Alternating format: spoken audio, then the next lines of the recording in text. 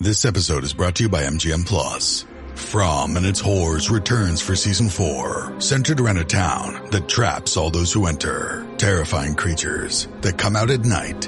Horrors some wished had stayed buried. Where desperate hope leads to darker truths. Dangerous new arrivals, a sinister figure, a shocking revelation. From season 4 premieres April 19th on MGM Plus. Some doors should remain closed.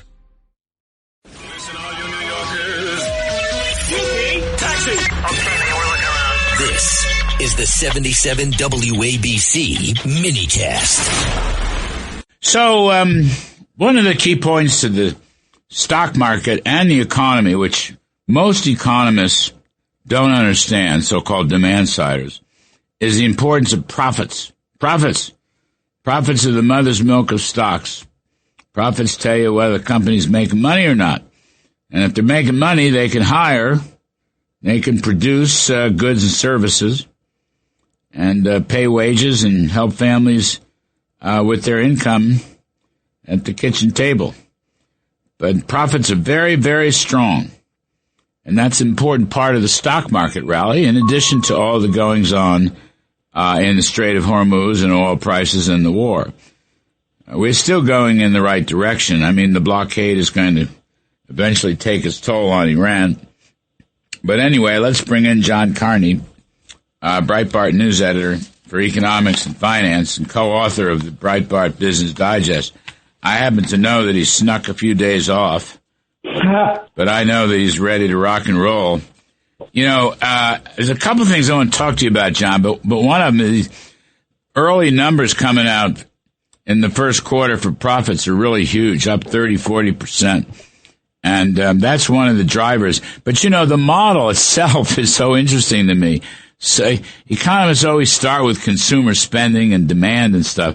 They don't look at profits as an economic factor, you know, as an economic growth factor, or as a stock market factor.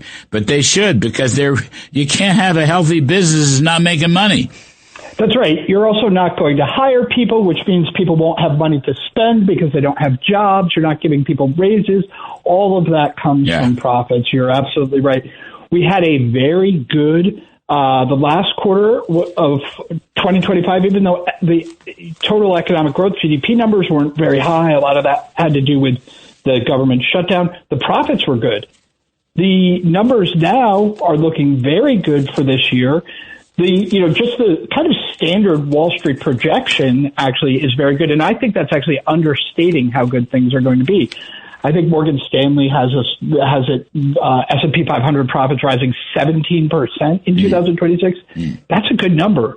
And I think what we're seeing is actually in a lot of the early returns from just this first quarter, the end of the first quarter, beginning of the second quarter, where we have this Iran war and the Gulf of Hormuz shutdown, it actually doesn't seem to have weighed on the economy very much at all yet, as far as we can tell. Yeah, that's true.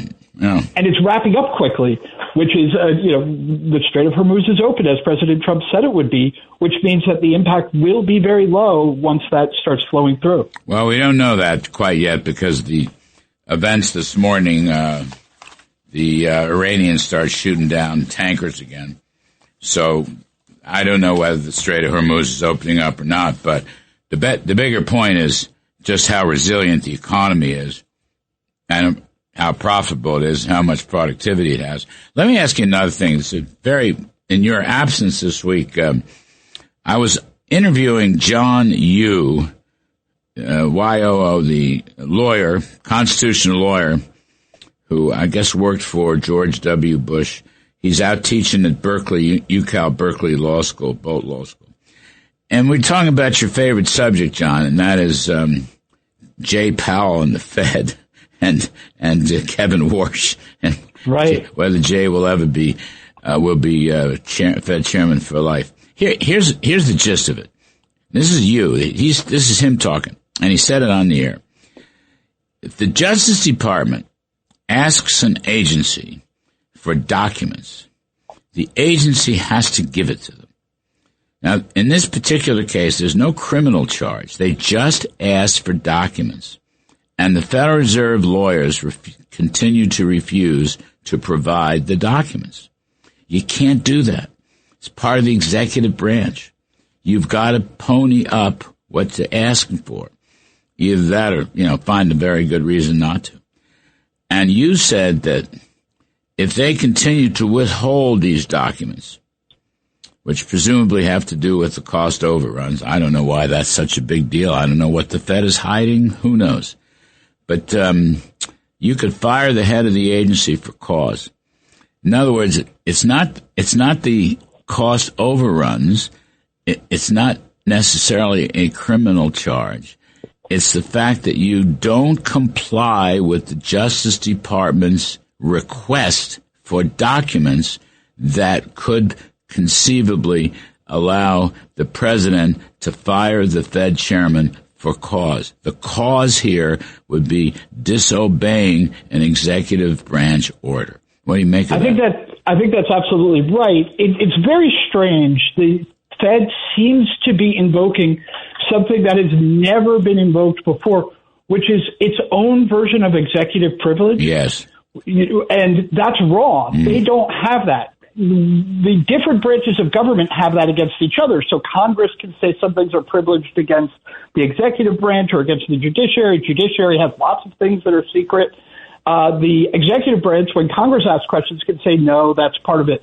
But when you have the executive branch asking the Fed isn't its own constitutional branch of government. It cannot say, no, you don't get to look at our documents. And in fact, the fact that in itself, I think, the overreach, the implicit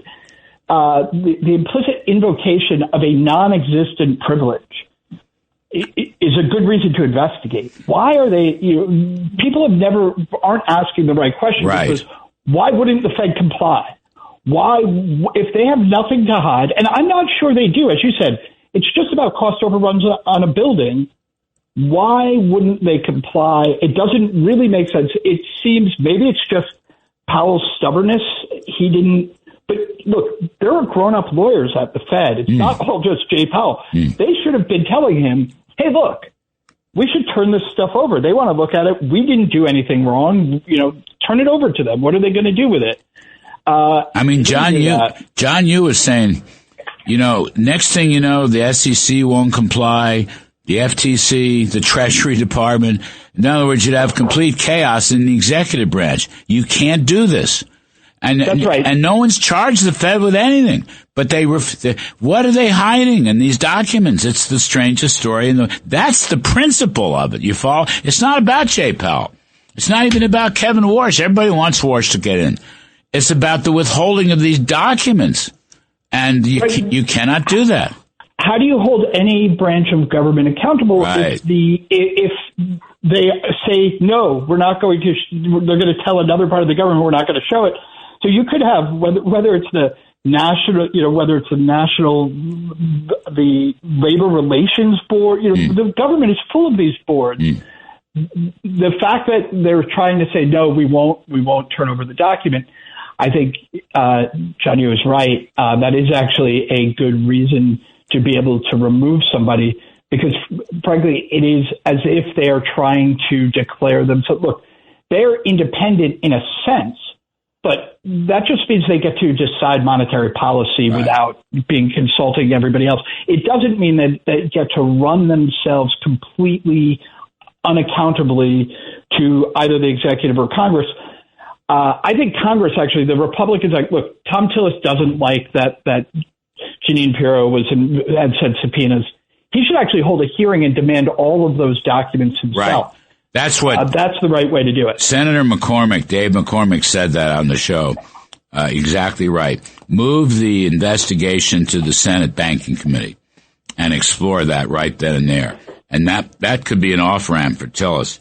That would give him a good sense of, what the story is. And investigate why they didn't turn it over. Like you said, I think this is really important. We want to know the original part, but I also want to know, what were they thinking when they said, no, we're not going to answer these, requests for documents. What was the point there? What was the theory of law that allowed them to stiff-arm the Justice Department. Yep, that's the thing. That's the key thing.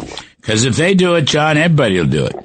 Everybody will do it. Nobody, then you'll have chaos in the executive branch, and you can't have that. Doesn't work that way. Anyway, that's the key point in your absence. So we'll follow up on that when you come back. John Carney, Breitbart News. John's co-author of the daily Breitbart Business Digest, and we will be talking this coming week. Thanks so much, folks. We'll take a break, and then I'm going to talk to former Energy Secretary Dan Brouillette, because the United States is emerging now as the leading energy producer, the most reliable energy producer. We have a new world order in energy as a result of this Iranian war. I'm Kudlow. We'll be right back.